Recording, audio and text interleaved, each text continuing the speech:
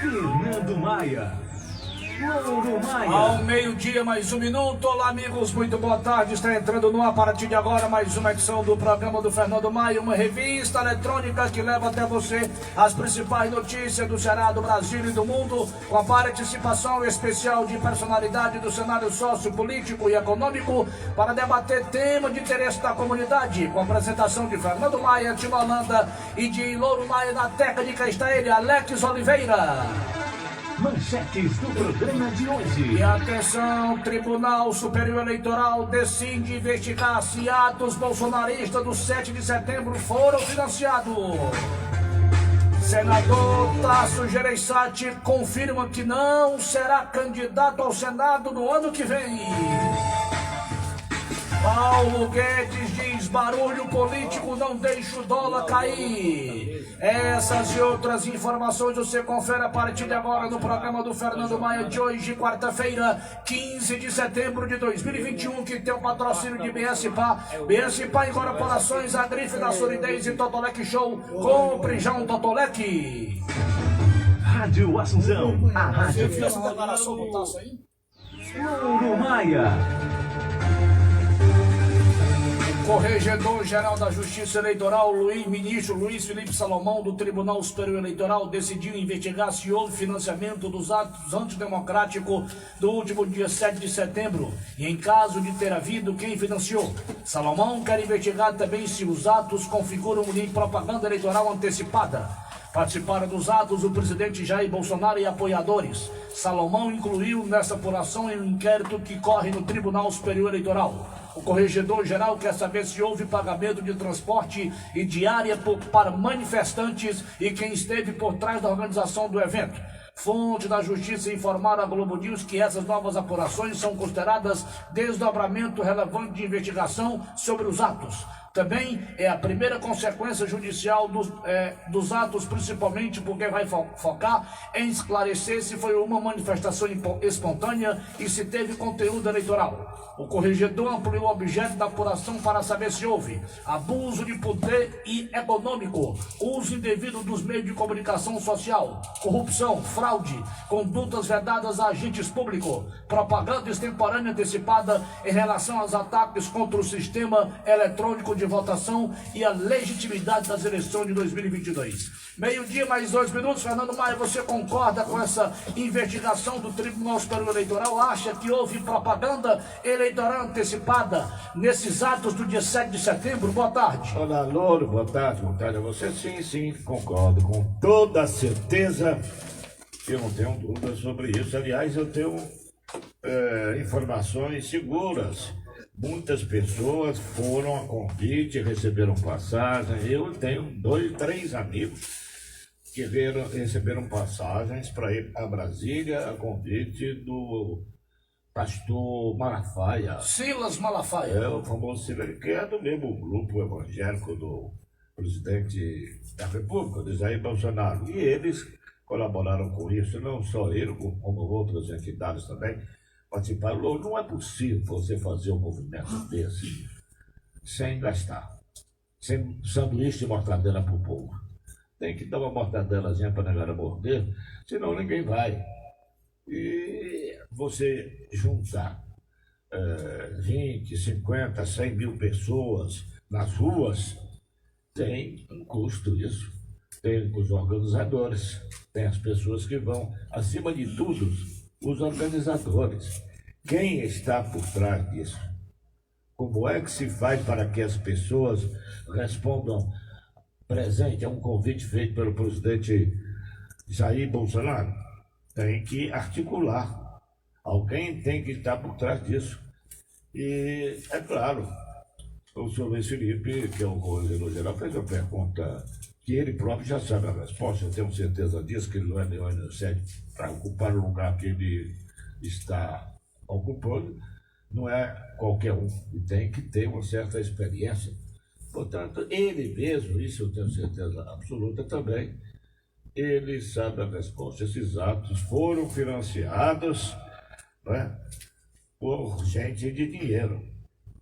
Se perguntar quem foi que deu dinheiro, não sei. Eu sei, por exemplo, um deles, três amigos, meus foram a convite de Malafaia, mandou passagem para ele, com toda certeza.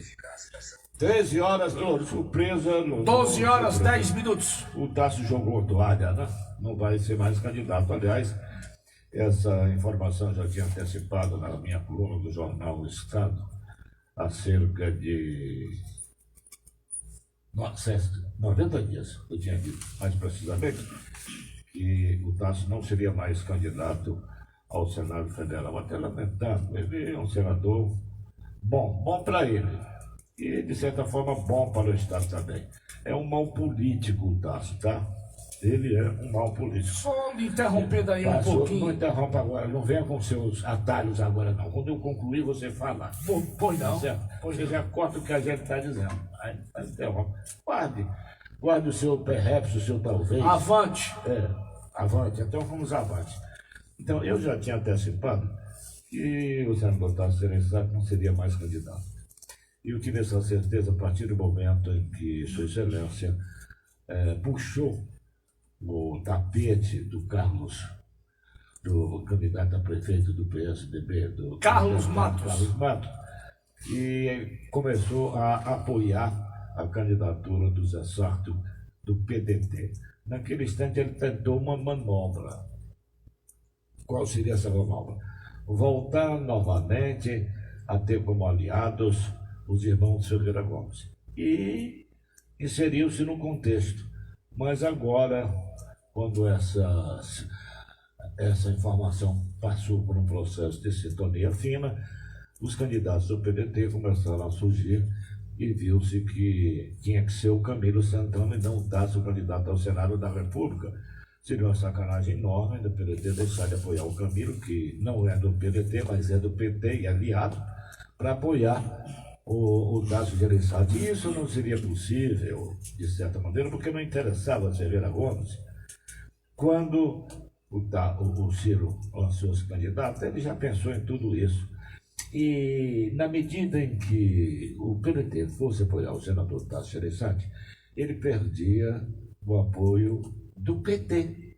PT, sim, PT que tem o Lula como candidato disputando a presidência da República com o Tasso, é aliado aqui no Ceará dos Ferreira Gomes há mais de 20 anos. Começou com o Cid Gomes na prefeitura de São Paulo, há mais de 20 anos que eles marcham junto, PT e os Ferreira Gomes. Não estou dizendo o PDT, estou dizendo os Ferreira Gomes, que não são do PDT, são filiados, mas não são PT. É o partido dos Ferreira Gomes, é o Partido Ferreira Gomes, é o PFG, é o Partido Ferreira Gomes. Eles, de vez em quando, eles migram de uma legenda para outra. Os irmãos Ferreira Gomes já estão bem na 8ª legenda, que eles ocupam espaço, e sentam praça lá dentro, dominam o partido, e até quando não tem um problema, eles permanecem. Então, eles são donos do PDT hoje, e aceitaram, inclusive, o apoio do Tasso, mas com reserva. E agora eles tiveram que dar clareza, não é, a esse processo. Quando eles fizeram isso de sintonia, chegaram à conclusão que não poderiam abandonar a candidatura ao Senado Federal no Camilo Santana para apoiar o Tasso Gereissati, que foi o que aconteceu. Daí também não comunicaram. O senador Tasso Gereissati, com a sua experiência, notou que não tinha lugar para ele o apoio dos Ferreira Gomes. Então, discretamente, tirou o time e jogou a toalha na lona. Não vai disputar mais essa partida. Já usufruiu, foi um bom senador da República, um mau político. Bom senador, representou bem o Estado, governador por três vezes, é senador da República 2 vezes, é muito tempo, 16 anos como senador, 12 anos como governador, são 28 anos dedicados à vida pública do Estado do Ceará. No caso, uma carreira bonita, mas exauriu-se, chegou ao fim, não é? Morreu a sua resistência política e ele vai ter que sair de cena discretamente. Você se lembra daquela época que o Mauro Filho foi lançado como candidato ao Senado, que ele disse a mesma coisa, que não seria candidato? Pois entrou na disputa e foi candidato. Agora ele está usando da mesma estratégia, Fernando. Isso é estratégia. Ele está dizendo que não é candidato, mas lá na frente ele será candidato. Ele está usando dessa estratégia. E mais, tem outro detalhe. Se o Camilo não sair do governo, ficar até o fim do mandato... Não, por aí não. Olha, em primeiro lugar, a candidatura... Deixa eu concluir, eu lhe ouvi, amigo. Sim, senhor. Eu lhe ouvi. Você está dizendo coisas desconexas, mas diga. Eu lhe ouvi. Se o Camilo ficar até o fim do governo e não for candidato ao Senado... Por que o Camilo vai ficar? Há essa possibilidade. Por quê? Para coordenar a campanha do Ciro aqui para presidente da República no Ceará. Essa besta, Você mesmo disse isso aqui na rádio. Não, eu não disse isso aqui não. Eu disse que o Ciro queria e quer que ele coordene, mas que ele fique no governo, não.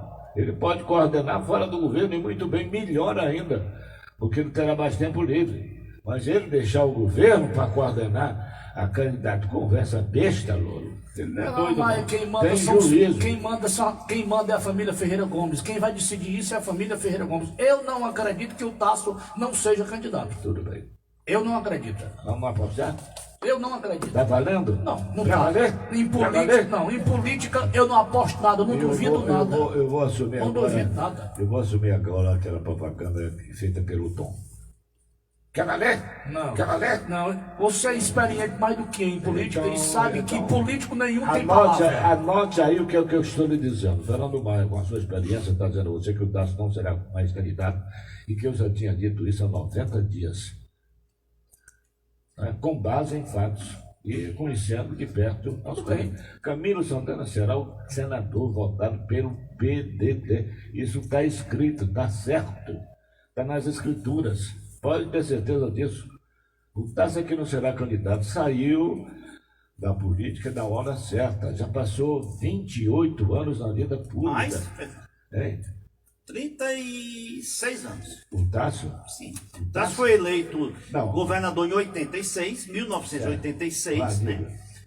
Então, Ele vai cumprir o mandato de senador até 2022. É só fazer 36 com anos. licença. 16 anos como senador, 2 anos como governador. Nas minhas contas, Não, dá rapaz, 28 anos. que é isso, rapaz? É isso que... Não, Faça as contas. é porque você está contando só Os mandatos. os mandatos. Mas Claro. a vida pública não é só Claro. mandar. Você pode estar na vida pública Na sem, vida pública eu sou a vida todinha. Eu tenho, sem ter mandato, eu né? tenho 50 anos, não é... A de política vida não é pública. só mandato. Não, então, mas também não sou candidato, nem sou... Não, nem mas já você sei. não é político, Não, né? Quando você fala em política, você conta os mandatos. Desculpe, Zé. O Lula está sem mandato. Sim, mas o O Lula... Lula está na vida pública ou está sem mandato? Não, mas... Desde que deixou a presidência em 2010, que está sem mandato. Passou 2 anos preso E o que também, é que né? você quer de- o que é que você quer Não, eu dizer estou do Lula? dizendo que está na vida E pública. qual é o que- Ele foi presidente do PSDB, mesmo sem mandato. Bom, né? eu quero dizer o seguinte, para mim e para o Ceará, eu tenho certeza que o Tasso Gereissati, para o povo do Ceará, o Tasso Gereissati tem 28 anos de política, o que é muito. O que é eu penso diferente. Ele não tem mas 36, jamais terá a minha 36. contabilidade é outra. Sim, tudo bem. Você tem O Ciro lá, Gomes está sem mandato. você tem lá os seus alfinetes. Que eu Desde tenho. 2010 Com licença, ele tá deixa eu sem falar, mandato. depois você coloca. Certo. Eu não gosto desse negócio de esse tema besta de menino. Né? Então você fala, eu escuto. Quando eu falar, você escuta e depois você coloca. Você tem a sua opinião, eu tenho o meu pensamento. Então, Avante. eu considero que o Tasso tem 28 anos de vida pública, 12 anos como governador e 16 como senador da República. E para onde é que ele vai agora? Antes ele era um bolha d'água, um empresário e só. E um animal político como eu sou, como você é, como o Louro Maia é. Mas não era um político. Não era um político, jamais foi. Ele era um animal político como nós somos. Qualquer um do povo o é. Qualquer um, não tenha dúvida quanto a isso. O político é aquele que quisesse ou mandar. Ele está há 16 anos na vida pública. Qual é o destino político dele agora? Então, em casa, ele disse mesmo que vai criar os netos, vai se dedicar à família. E está mais do que certo, a declaração dele. Está com 72 anos, vou me dedicar à família e tomar conta dos meus netos. Então, que coisa melhor? Rico, milionário, vai gozar os seus capitais, não precisa agora estar se entregando a causas que não são dele, representando o povo, coisa que ele nunca gostou. Tanto assim que ele nunca fez um senador. Eu disse aqui que o Tasso foi um bom representante do estado do Ceará, um bom governador, mas um mau político. Por que ele foi um mau político? Porque durante esse período todinho, nunca fez o sucessor. Nunca ninguém cresceu à sombra dele. Eu estava falando um dia desse com o empresário da Federação da Indústria do Estado do Ceará, da nossa FIEC aqui, e eles diziam assim, o Tássio é mangueira. Isso como é um negócio. Mangueira, Fernando, mas não cresce nada embaixo dele. É mesmo. Ele passou esses anos todos, não fez um sucessor. E o que ele legou para a política foi o Sérgio Machado, essa desgraça que está aí. Aí o pessoal disse, e o Ciro? O Ciro já era político, já era deputado quando o Tássio entrou na vida pública do Estado do Ceará. Eu conheci o Ciro como deputado. E o Tássio Gereissati ainda era empresário. Ele aproveitou o talento do Ciro, ali é outra coisa, ele aproveitou o talento do Ciro, que toda vida teve muito talento, e deu ao Ciro o lustre, a liderança do governo dele na Assembleia Legislativa. E o Ciro pegou aqui a embalagem, né, e pegou a embalagem não, pegou a embalada, como se diz, né, foi candidato a prefeito, ganhou, foi candidato a governador, ganhou, e daí para frente tomou conta do Estado. Decentemente chegou para ele, no 9º ano da aliança dele, disse, olha, eu vou sair do seu partido. E deixou o PSDB, comunicou o Tássio que ia fazer voo próprio, e com muita decência fez voo próprio. E as pessoas dizem, o Ciro foi o Tássio que fez besteira. O Tássio foi subproduto de um momento que aconteceu na política do Estado do Ceará, porque o coronelismo esgotou-se, exauriu-se. O coronelismo já estava enchendo, como os Ferreira Gomes estão enchendo até hoje, está se exaurindo. Tudo obedece a ciclos na vida. Os Ferreira Gomes estão chegando ao final do seu ciclo. E o que está acontecendo? O Tássio chegou ao final do ciclo dele. Ele não quer passar a vida todinha, fazer o que nem o chanceler Konrad Adenauer, na Alemanha, que chegou a ser candidato à chancelaria no último ano com 86 anos. Meu pré-claro amigo Fernando Maia, que eu tenho todo o respeito, eu vou discordar do amigo. Você já discordou e eu disse e vou dizer você mais, apostar, você não apostou. E vou dizer mais, o Cid Gomes, quando saiu do governo, disse a mesma coisa, eu não sou candidato a nada, e acabou disputando o Senado da República, a mesma coisa o Tássio. Cid Gomes tem 55 anos. O Tássio é novo, rapaz. Tem 72 hoje. Tem 72. O Sarney foi senador até um dia desse, 80 e tantos anos. Certo, mas ele não quer mais, ele já comunicou que não ia mais, e ele não será, eu acho. Agora não vou ficar temando com você, não. Eu lhe faço outra pergunta, Será que ele tem planos, o Tássio tem planos mais altos, por exemplo, na presidência da República? Aí ele vai deixar de ser político militante, acabou. Vai encostar a chuteira, não vai jogar mais esse jogo. Ele deixou claro isso, vai se dedicar à família, aos netos dele, ele faz muito bem. Já exauriu isso, o cara que está 6 vezes safenado, não é? Tem que preservar um pouco a sua saúde, tem que olhar para a sua resistência física, que já não é das melhores. E há uma preocupação muito grande da parte do Gereissati. Todos os familiares do pai dele morreram precocemente de doenças cardíacas. O pai dele morreu com 48 anos. O Chicão, tio dele, morreu também novíssimo. O Zé Gereissati, também outro dia, morreu novíssimo. O Geraldo Gereissati, Geraldão, também morreu. Pai do Fabão. Todos de doenças cardíacas, todos de doenças do coração. E o Carlos Francisco é safenado também? O Carlos Francisco, irmão dele, mora em São Paulo, empresário, é safenado. O Hugo, irmão do Tássio, mais novo do que o Tássio, do que o Carlos Francisco, morreu do coração também. Então, quer dizer, ele tem essa preocupação, porque agora ele vai ficar na vida pública, depois de ter militado durante 26 anos, 28 Não sei, anos. Você que sabe isso. Não, eu disse 26 anos, eu não sei, eu disse os números. Foram 16 como senador e 12 como governador. Então teve militância, né?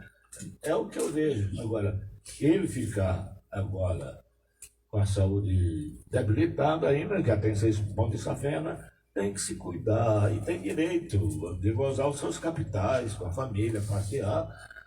e fazer o que é próprio de todo cidadão bem. Já deu a sua cota de colaboração, ele considera que deu, o Estado dele deu mesmo. Bom, meio-dia e 25, doutor Zé Maria Filomeno, um jurista e ex-ministro da Justiça, Miguel Reale Júnior, disse ontem que o presidente Jair Bolsonaro atuou a favor da disseminação do Covid-19 no país ao longo da pandemia e que isso não foi negligência, mas sim uma política pensada. Reale Júnior afirmou que Bolsonaro quis colocar a economia à frente da proteção da vida e da saúde pública, o que levou o país ao cemitério e às UTIs. Você concorda com ele, Zé Maria?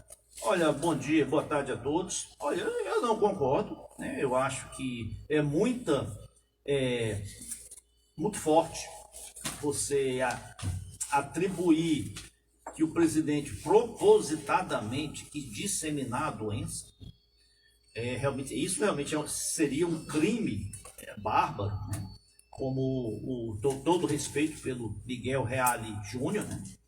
Estudei muito direito civil pelos livros do pai dele, né? Dr. Miguel Reale. Aliás, Miguel Reale Júnior foi um dos subscritores, né, do pedido de impeachment que levou, né, a cassação da ex-presidente Dilma, né? Ele, a hoje deputada Janaína Pascoal e o ex e o também jurista Hélio Bicudo, Que já morreu, né? falecido já.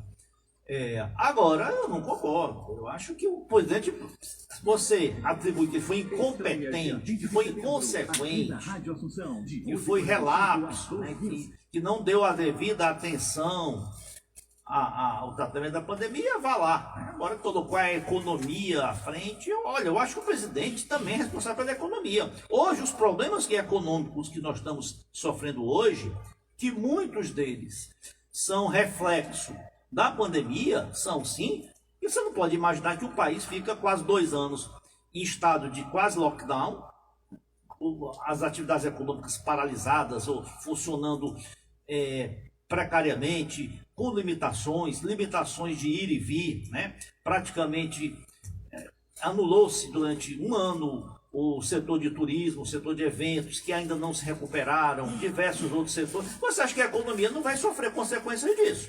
Você não pode imaginar que o Estado se endivida em 8% do PIB em 1 ano. Em 1 ano aumentou o endividamento brasileiro em 8% do PIB. Alcançou quase 100% do PIB. Que o país emite 350 bilhões em moedas sem lastro, e isso não vai ter reflexo da inflação. Então tudo isso nós estamos colhendo. Tinha que ser feito?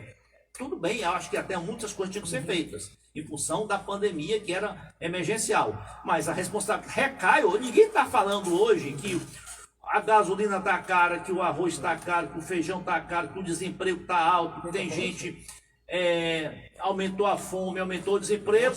Ninguém, não, mas foi culpa da pandemia.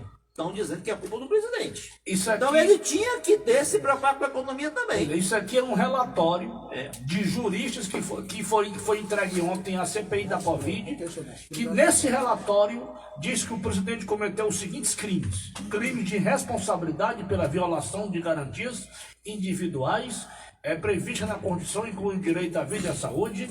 Crime de responsabilidade foi cometido por Bolsonaro em diversas fases da pandemia, ao promover aglomerações, incentivar o uso de produtos comprovadamente ineficazes contra a Covid, como cloroquina e ivermectina, e criticar o isolamento social. O relatório aponta que o presidente deixou de comprar vacinas e comprometeu a imunização da população, a não responder proposta do Instituto Butantan e da Pfizer, doutor Zé Maria.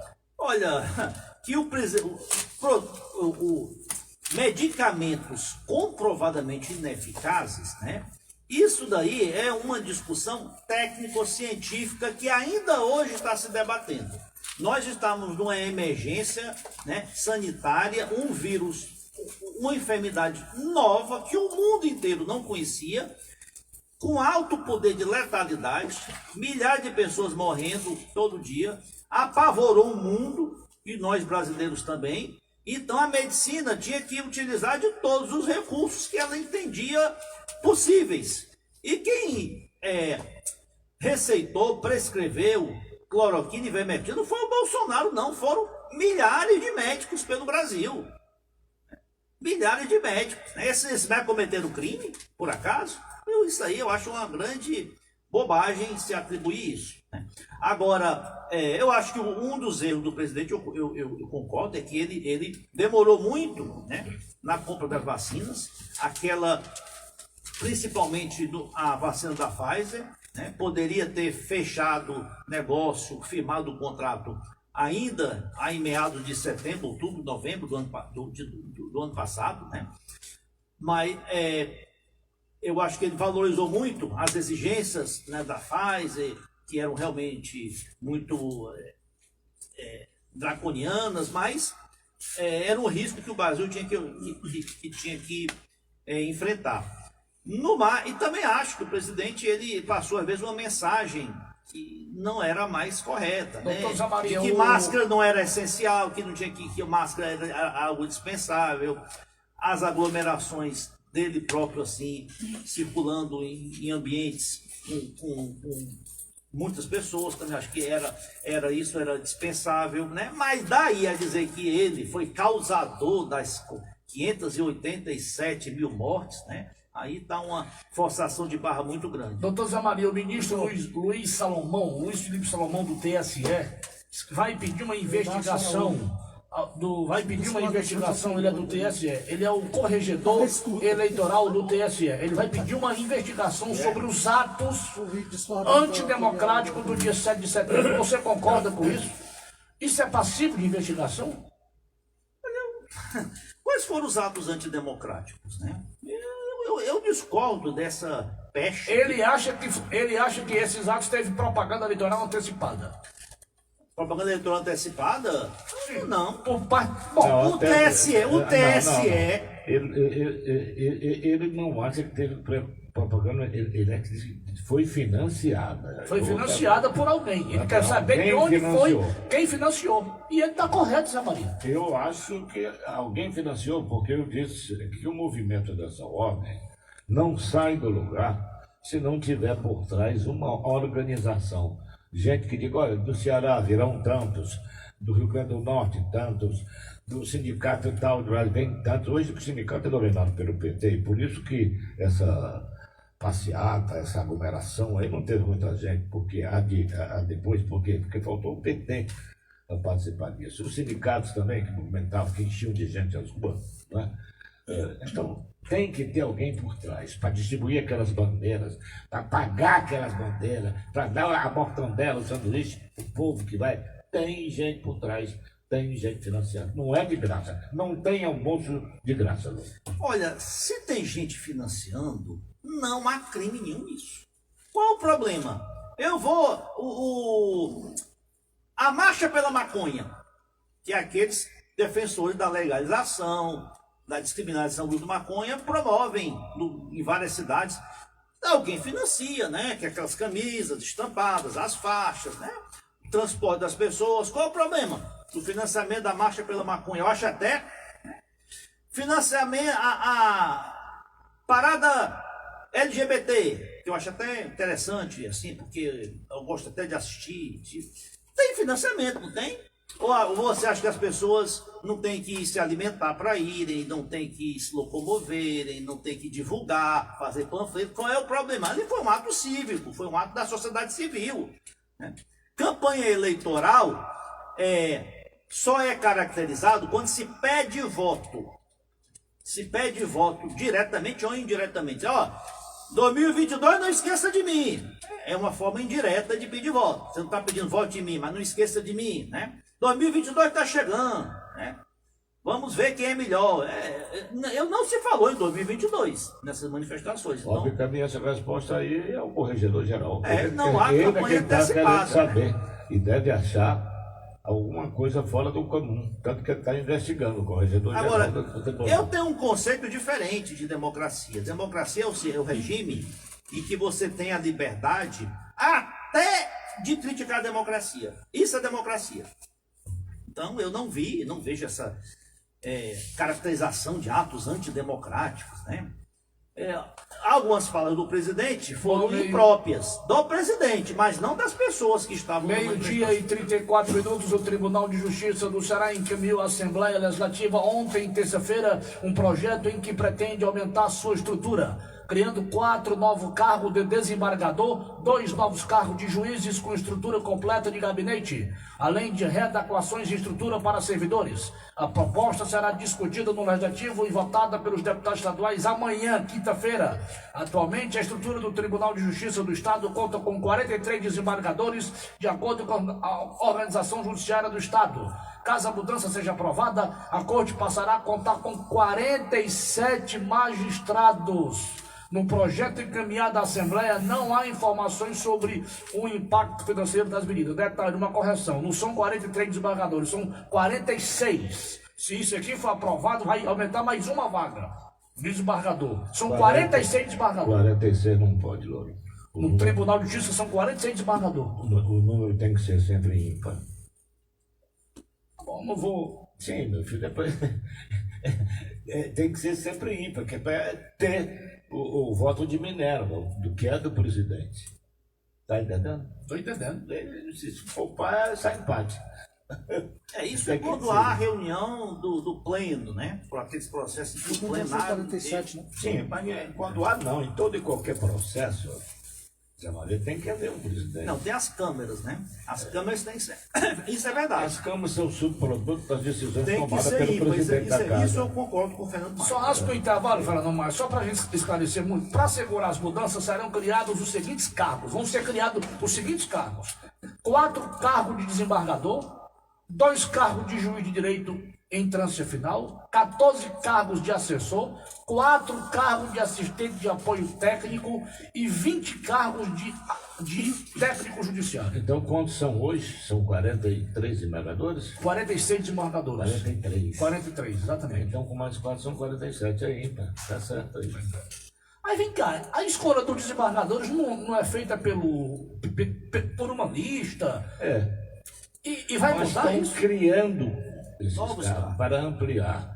Não se pode fazer essa designação se não houver um cargo para prover.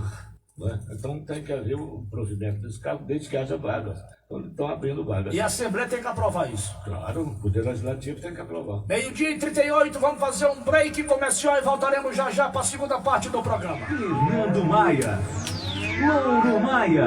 Ao meio-dia, mais 41 minutos na Grande Fortaleza. Fernando Maia, essa aliança aí que está se desenhando vai perdurar ainda por muito tempo ou não? Olha, Louro, o governo está sólido, né? Mas se depender da vontade do poderoso ministro da Casa Civil, a coligação do governo poderá sofrer o desfalque nessa eleição, tendo em vista que o PP, partido presidido pelo senador Ciro Nogueira, deve partir unido aqui no Ceará para reforçar no Estado a base político-eleitoral do presidente Jair Bolsonaro, que está lutando contra o Ciro aqui no Ceará. Essa determinação do senador Ciro Nogueira já foi comunicada ao deputado Azar Albuquerque, que é o presidente da executiva do partido aqui no federal. E nós poderemos assistir uma tentativa dos bolsonaristas para esvaziar a aliança que elegeu o governador Camilo Santana e elevou o Cid Gomes ao Senado. Outros aspectos serão levados em conta, que poderão promover rupturas internas nessa aliança grande do governo e serão levados em consideração, a começar pelo caso do deputado Zezinho Albuquerque, do PDT, que é o titular da Secretaria das Cidades, cujo ingresso no PP está previsto para ocorrer com a abertura da próxima janela partidária na primavera do ano que vem.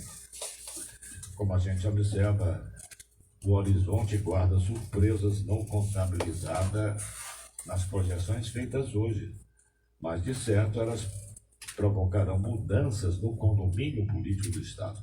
O Zezinho Albuquerque não é somente um secretário do Camilo Santana. Na verdade, sobre seus ombros estão as bases do governo para garantir a sobrevivência do atual regime dominado pela família Figueira Gomes, principal alvo das mudanças desejadas pelo senador Ciro Nogueira. Bem, pois é. E agora quero notar que eu quero até ouvir o Zé Maria sobre isso. se ele acha que o Tasso Gereissati chegou a hora de sair, ou se o Tasso deveria permanecer mais tempo na política, e se a razão da saída dele é essa alegada por ele. Quer dizer, agora ele deu a declaração dizendo que poderá não ser mais candidato, é a mesma coisa que não será mais candidato nas próximas eleições, porque quer viver para a família.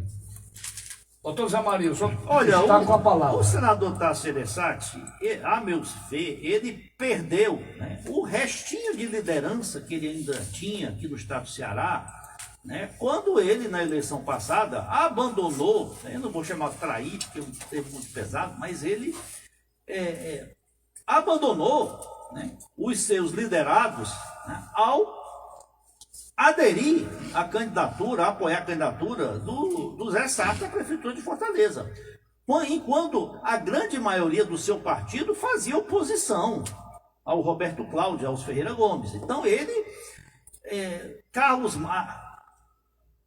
Matos, Roberto Pessoa, Danilo Forte, o Raimundo Gomes de Matos, né, aqueles que ainda, né, estavam no seu barco, se sentiram traídos, se sentiram Traídos mesmo. traídos, poxa. Então não se sabe as razões que o senhor... E eu diria que até foram traídos mesmo.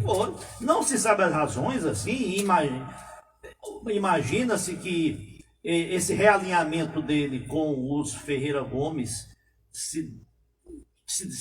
devia a uma expectativa, né, que eles o apoiassem para a reeleição ao Senado em 2022, né?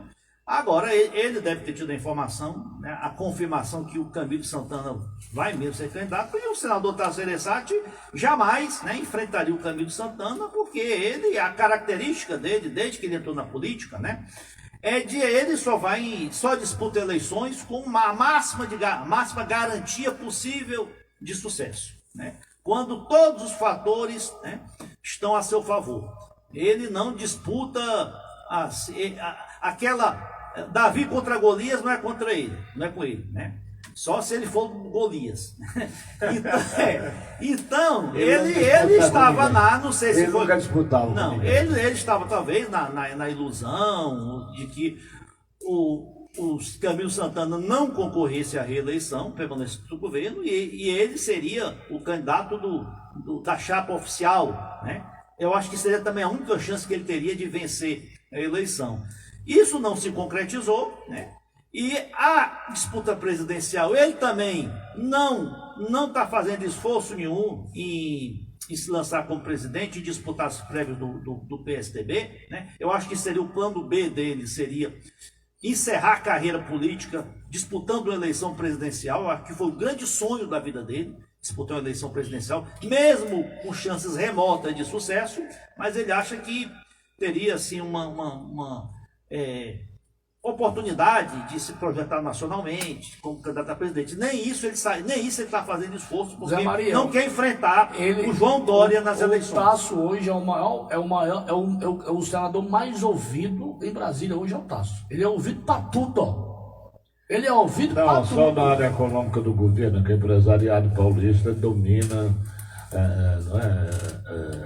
as indústrias. E ele é um homem ouvido por esses empresários. Não só todos, pelos empresários, pelos próprios colegas. Pelos próprios colegas. Ele é muito ouvido. Os colegas não dão muita bola para ele, não. Se desse, teriam eleito ele presidente da casa, que ele queria ser presidente. Vai ter aí agora, em novembro, as prévias do PSDB. Ele está cotado para disputar as prévias. Está fazendo esforço nenhum para isso, Sim, rapaz. você é que pensa. Ele está caladinho, está na dele, mas ele tem a preferência dele. Se ele não for escolhido na prévia, ele vai... Até o Fernando Henrique, que apoiava ele já virou pro João Dória. Eu só lhe garanto uma coisa, ele não apoia o João Dória. Ele está defendendo, se não for o nome dele, defendendo o nome do governador do Rio Grande do Sul, o Eduardo Leite. Mas quem tinha que ser era ele. Ele estaria muito à frente do João Dória, do governador do Rio Grande do Sul, né, pelo histórico que ele tem, mas ele não faz esforço. O Fernando mais disse bem. Ele queria ser eleito presidente do Senado por aclamação. Então todo mundo apoia ele por aclamação. O próprio Cid Gomes disse que começou a articular o nome dele para presidente do Senado, ainda na gestão passada, né, na legislatura passada, mas ele disse que, olha, o Tarcísio faz esforço de ele não pede votos. Ele não pede voto para ele. Você está dizendo, Zé Maria. Não é ele que está dizendo, não, porque era pior que o Zé Maria está dizendo. Ele queria que o sujeito que ia votar nem fosse pedir licença para poder votar nele, que é horrível ainda mais. Mas Isso você leva em conta, Zé Maria, que além do que você falou, que o PSDB não tem tropa no Ceará, ele deixou o partido morrer. Deixou o partido morrer, pô. O partido perdeu toda a identidade. Ele levou o partido para a oposição, desde 2010, quando lançou o Marcos Cades para governador, eu quero e só depois fazer quando uma parte aqui lançou desse o programa General Teófilo, de e hoje aqui. depois traiu todo mundo, Só né? um instante para mim. Apoiando o Zé Sarto agora. E escute aí, eu quero só fazer um instante aqui, eu estou falando aqui no ar e quero falar para o Piauí agora. Falando aos meus amigos do Piauí, que hoje é aniversário do meu amigo Dedé, o Aderson, e eu quero mandar um abraço apertado para o Aderson, para a Mimi, para o Rominho, para o Rômulo, que é meu genro querido, uma pessoa extraordinária. E pro Dedé também, que está aniversariando hoje. O Dedé mente como o diabo, mas ele está completando hoje Rapaz, exatos você dizendo isso no 82 anos. E ele diz que tem 64. Olha que bicho mentiroso. Mas é isso. Agora, a mulher dele não, a Mimi não, um broto. A Mimi está com 55, por aí assim. Um abraço para você, Dedé. Forte Bom, abraço. meio-dia e 50 minutos, doutor Zé Maria. 7 pessoas morreram ontem após um avião Quingué cair na manhã de ontem, terça-feira, em Piracicaba, no interior de São Paulo. A queda ocorreu em uma área da mata no bairro Santa Rosa, logo após a aeronave partir do aeroporto da cidade com destino ao Pará. No avião estavam o empresário Celso Silveira Melo Filho e sua família, além do piloto e o copiloto. O caso está sendo investigado pelo Centro de Investigação e Prevenção de Acidentes Aeronáuticos da Força Aérea Brasileira. Veja quem são as vítimas, quem estava no avião. O empresário Celso Vieira Melo Filho, de 73 anos, sua esposa Maria Luísa Meneghel, de 71 anos, seu filho Celso Meneghel Silveira Melo, de 46 anos, sua filha Camila Meneghel Silveira Melo Zanforim, de 48 anos, e o outro filho, toda, Fernando Meneghel Silveira, Fernando Maia. Esse acidente morreu a família toda. Doutor Zé Maria, o Quingué, um aviãozinho pequenininho, é um avião mais seguro que tem. É um avião mais seguro, é um avião muito bom. Essa tragédia, isso é uma tragédia, ninguém sabe o que é que houve. Olha, o Zé Maria deu uma versão aí, Sim, na conversa aqui, que é correta, que eu acho, não é? Quer dizer, se isso tivesse acontecido, quando o avião tivesse em voo cruzeiro, lá em cima, teria dado tempo de recuperar.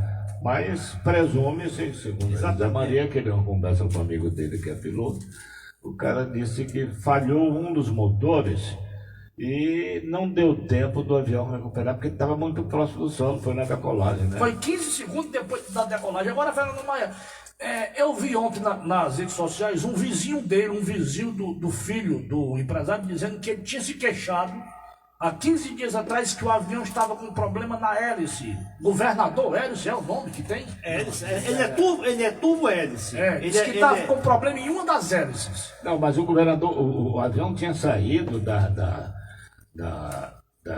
Do aeroporto de Piracicaba. Não, o avião tinha estado... Tinha saído da revisão no dia anterior. Tinha feito a revisão no dia anterior. Pois é, mas deixaram alguma coisa sem consertar, meu amigo. Porque o Quingué, Fernando Maia, você e eu já voamos de Quingué, é um avião seguro. É um avião muito seguro. E outra coisa, Zé Maria, é um avião 2020. 2020, zero.